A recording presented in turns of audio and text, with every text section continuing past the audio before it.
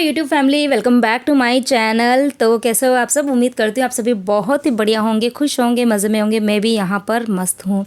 तो सुबह का ही टाइम है और बाहर अभी मैंने आपको बताया मौसम का नज़ारा, इतनी ज़बरदस्त बारिश अभी हुई थी। और ये जो वीडियो है ना वो 2-3 दिन पहले का हो गया है, ठीक है। मतलब मैंने जो लास्ट व्लॉग शेयर किया था ना उसी दिन का ही ये वीडियो था। उस दिन नहीं, शायद नेक्स्ट डे का कुछ वीडियो था, अभी मुझे याद भी नहीं है। तो उस दिन है ना बारिश हुई थी, उसके बाद तो फिर भी बारिश कम हो गई थी, लेकिन उस दिन है ना अच्छी खासी बारिश हुई थी। और बस मैं इसी का वेट कर रही थी, क्योंकि एक तो ये कि जब घर के अंदर आप है ना काम करते हो ना, तो मौसम अगर ठीक रहता है ना तो काम करने की एनर्जी इतनी ज़्यादा आ जाती है। और वही चीज़ मेरे साथ में हुई। तो यहाँ पर बस मैंने, मौसम अच्छा था तो मैंने सोचा चलो कुछ ना कुछ चटपटा सा बनाते हैं, क्योंकि इस मौसम में बस यही चीज़ें खाने का मन होता है। सिंपल सी रोटी सब्जी खाने का मन किसी का नहीं होता है। मतलब हमारे अंदर भी ना एक बचपना सा आ जाता है, जैसे बच्चे होते हैं ना, बच्चों को हर दिन कुछ ना कुछ नया खाने का मन होता है। तो ये मौसम में हमारे साथ में भी ऐसा ही है कि बस रोटी सब्जी ना खिलाओ, कुछ भी अच्छा अच्छा बना के दे दो। तो खैर बना के तो कोई देने वाला नहीं, खुद से ही बनाना है। तो यहाँ पर मैंने मक्की के ढोकले चढ़ा दिए थे। तो एक तो रीज़न ये था कि मौसम ठीक था, और दूसरा रीज़न ये था कि मेरा किचन की क्लीनिंग का कुछ काम जो था वो बाकी था। तो मैंने सोचा ढोकले जो है वो तो ये कि एक बार का आटा लगा के चढ़ा दो ऊपर ना, तो वो आधे घंटे तक मतलब उसको रखना है। आधे घंटे तक मैं बिल्कुल लो फ्लेम पे रखा हुआ है स्टीम के अंदर, तो वो पकते रहेंगे। और दाल जो है वो मैंने बॉईल करने के लिए चढ़ा दी है। और ये दो काम करने के बाद में मैं एक बार नहाने के लिए चली गई थी, क्योंकि यही था कि बारिश तो होती है, लेकिन जब बारिश एकदम तेज़ बारिश हो ना तब तक तो ठीक है, लेकिन हल्की हल्की सी बारिश होती है ना तो एकदम उमस सी गर्मी पड़ती है। और यही है कि सुबह तो उठ तो जल्दी गई थी, बच्चों का टिफ़िन वगैरह बनाया और घर के बाकी के मैंने काम जो थे ना वो कर लिए थे बाहर के। तो ना मतलब बहुत ज़्यादा गर्मी सी हो रही थी, पसीना सा हो रहा था। तो मैं बस अब एक बार नहा के आ गई और अब मैं लग गई हूँ फिर से काम पर। तो ये सर्विस प्लेटफॉर्म के ऊपर के जो ये कैबिनेट है ना, ये मेरे गंदे पड़े थे और इनको है ना मैंने थोड़ा सा हल्के में ले लिया था। मैंने सोचा यार इसमें कुछ ज़्यादा तो कोई सामान है नहीं, एक के अंदर तो मैं क्रॉकरी का सामान और कुछ ग्लासेस रखती हूँ, और बाकी दूसरे के अंदर मैंने डिब्बे रखे हुए थे। तो वो भी खैर बाहर पड़े थे तो पूरा खाली था, लेकिन इनको भी साफ़ करने में टाइम जो है ना लगता है। और अगर मैं क्लीनिंग की बात करूँ ना, मुझे किसने पूछा था कि किस तरीके से आप अपनी किचन की क्लीनिंग जो है वो कर रहे हो, तो हर कैबिनेट को पता है मैंने कम से कम 4 बार साफ़ किया है। मतलब एक बार तो पूरे ही सारे डिब्बे वगैरह सब निकाल दिए थे, पूरा खाली कर दिया था। उसके बाद में सूखे कपड़े से मैंने पूछा, ताकि उसके अंदर कोई जाले हो या मकड़ी हो, कोई भी कीड़े मकोड़े कुछ भी छोटे मोटे हो या फिर मिट्टी भी हो तो वो एक बार हट जाए। फिर उसके बाद में मैंने एक सॉल्यूशन जो है वो बना के रखा हुआ है, मतलब जो लिक्विड होता है उसको डाइल्यूट करके रखा है बस, और कुछ नहीं। और उससे पहले पूरे ही फर्नीचर को अंदर से क्लीन किया, अंदर बाहर ऊपर मतलब हर तरीके से। फिर उसके बाद में पोंछे से मैंने 2 बार का साफ़ करने के बाद में फिर लास्ट में जो मैंने DIY स्प्रे बना के रखा हुआ है क्लीनर, उससे मैंने क्लीनिंग करी थी। तो इस तरीके से 4 बार हाथ लगा तब जाके फर्नीचर जो है ना वो अंदर से साफ़ हुए हैं, मतलब अंदर और बाहर दोनों तरफ से साफ़ हो गए। तो दोनों ही कैबिनेट मैंने साफ़ कर दिए थे और करीबन मुझे 20 मिनट लग गए थे, 20 से 25 मिनट लग गए थे।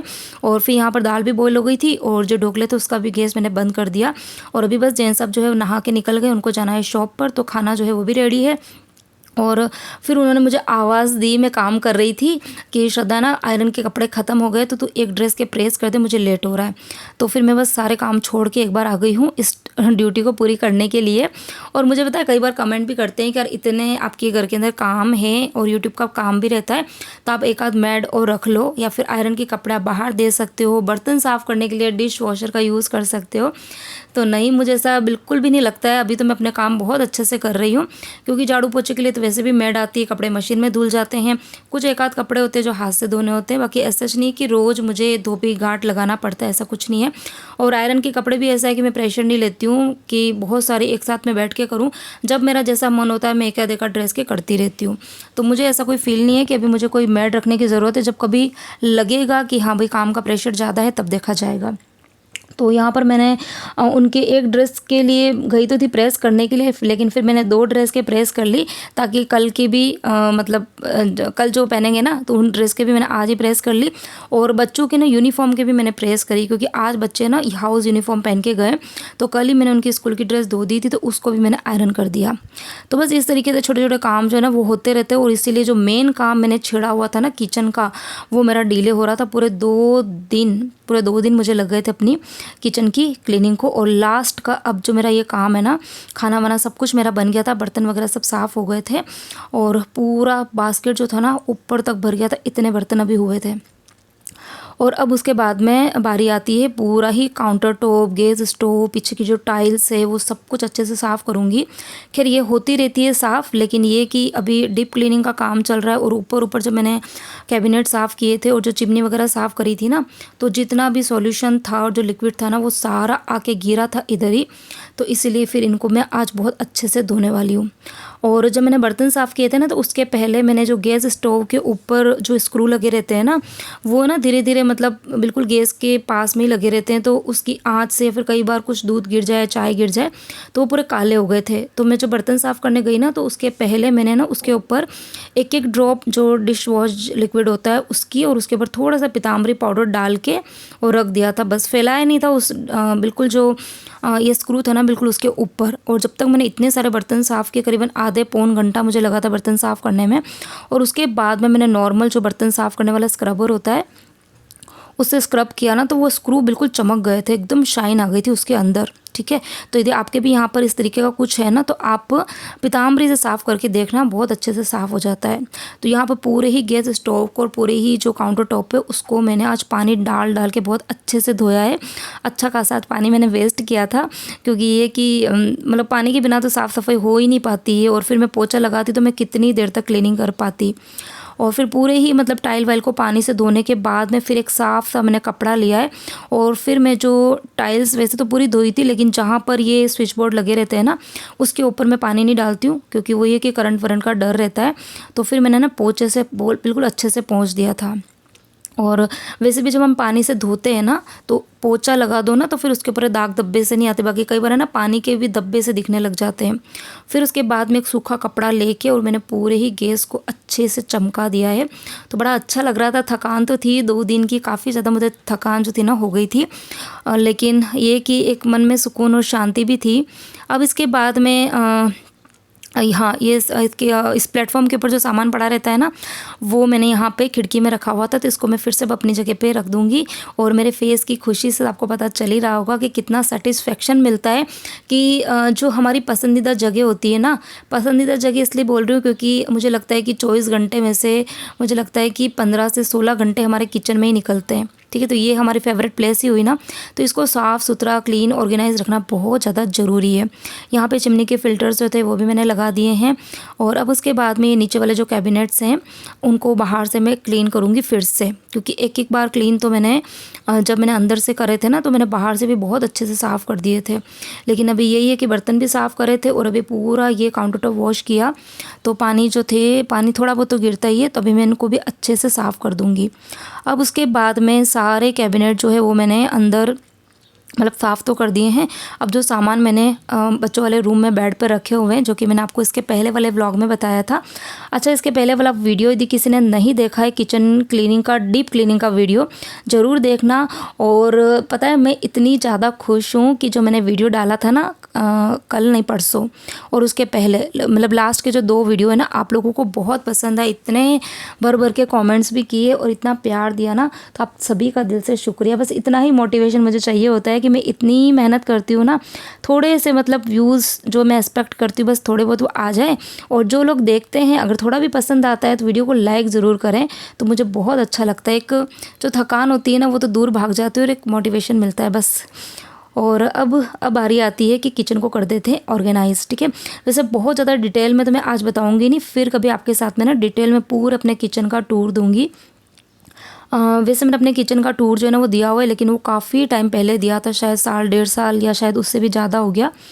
तो जो नए नए लोग हैं उनको तो पता भी नहीं होगा। तो मैं डिटेल में, यदि आपको चाहिए ना मेरे किचन का टूर, तो आज मुझे कमेंट करना। जितने ज़्यादा कमेंट आएंगे ना, तो फिर मुझे लगता है कि हाँ सभी लोगों को देखना है, तो फिर एक मन हो जाता है कि हाँ चलो इसके ऊपर है ना वीडियो बना देते हैं यूँ। तो सबसे पहले तो जो लाइनिंग्स मैंने लगा के रखी थी उन सबको मैंने वॉश कर दी थी, तो वो बहुत अच्छे से सूख गई है। और बस सबसे पहले लाइनिंग लगाऊंगी और उसके बाद में जो सामान मैंने जहाँ से निकाला था उनको मैं वहीं पे लगा रही हूँ। ज़्यादा कुछ मैंने सेटिंगें चेंज नहीं करी है, क्योंकि बहुत सोच समझ के ही मैंने ये जो ऑर्गेनाइजेशन किया हुआ है ना, बहुत सोच समझ के किया हुआ है, तो मुझे ज़्यादा चेंजेस करने की ज़रूरत नहीं है। छोटा मोटा चेंज किया वो मैं आपको आगे बताती रहूँगी। और ये लाइनिंग्स जो है इसके बारे में भी मुझे किसने पूछा था कि ये लाइनिंग्स आपने कहाँ से परचेज़ करी, जो कि मैंने कैबिनेट में बिछाई है ना वो। तो ये मैंने ना अमेज़ोन से रोल मंगाया था और उसको भी शायद है ना 2 साल या इससे भी ज़्यादा हो गया है।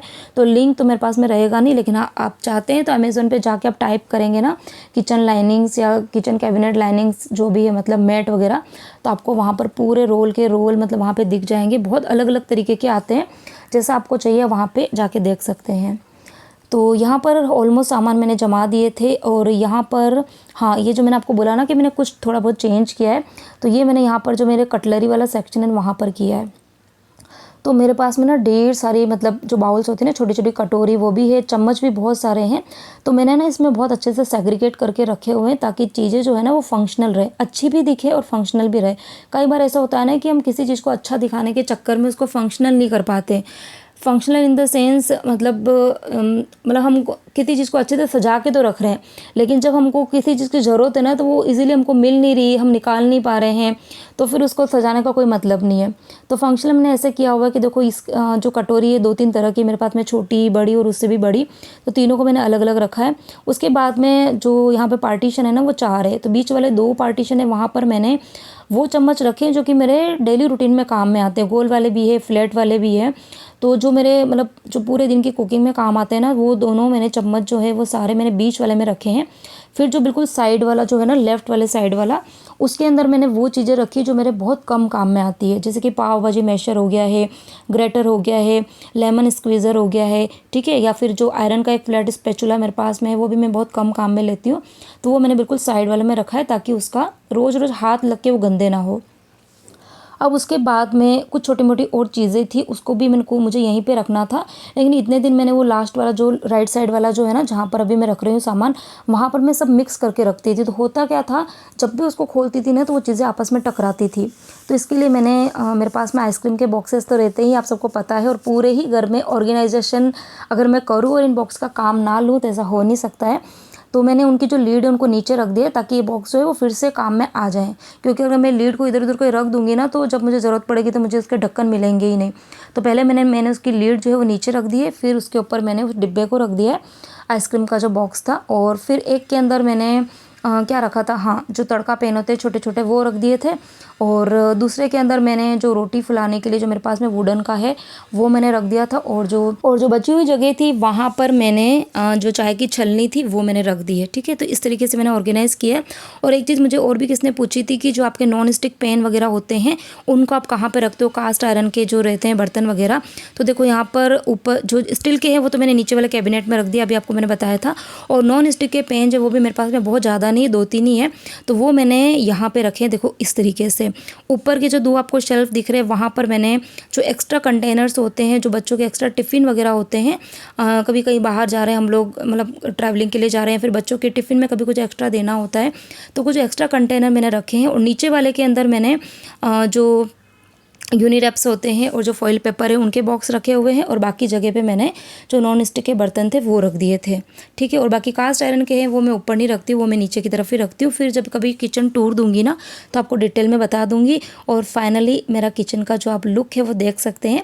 खैर आपको देख के यूँ लग रहा होगा कि यार पहले भी तो ऐसा ही दिखता था, तो ये कि बाहर से तो हमेशा क्लीनिंग होती है, मैं आपको बताती रहती हूँ, लेकिन जो अंदर अंदर से जो गंदगी थी ना वो मेरे अलावा कोई नहीं देख सकता था।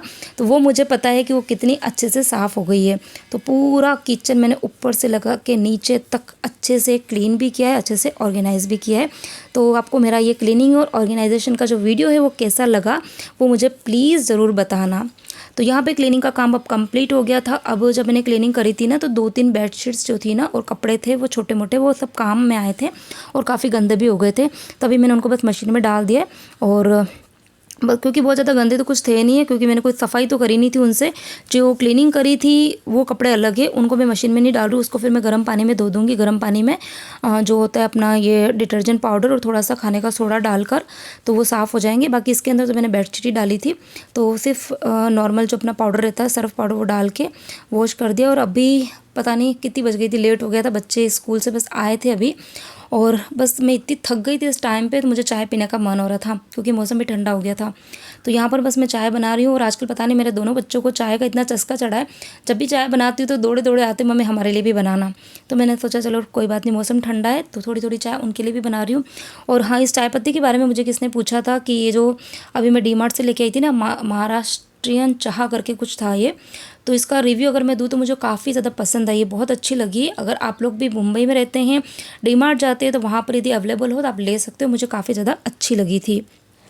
तो चलिए इसी के साथ में ही अब मैं आ गई हूँ इस वीडियो के एंड की तरफ। उम्मीद करती हूँ आपको मेरा आज का ये वीडियो पसंद आया होगा, अच्छा लगा हो तो प्लीज़ ढेर सारे लाइक्स देना, अच्छे अच्छे से कमेंट्स करना। और हाँ, किचन का टूर चाहिए तो कमेंट के अंदर किचन टूर करके आप टाइप कर देना, तो फिर मैं देखती हूँ कि जल्दी से आपके साथ में मैं अपने पूरे ही किचन का टूर जो है वो दूँगी। तो मिलती हूँ एक नए इंटरेस्टिंग वीडियो के साथ में, टिल देन बाय बाय।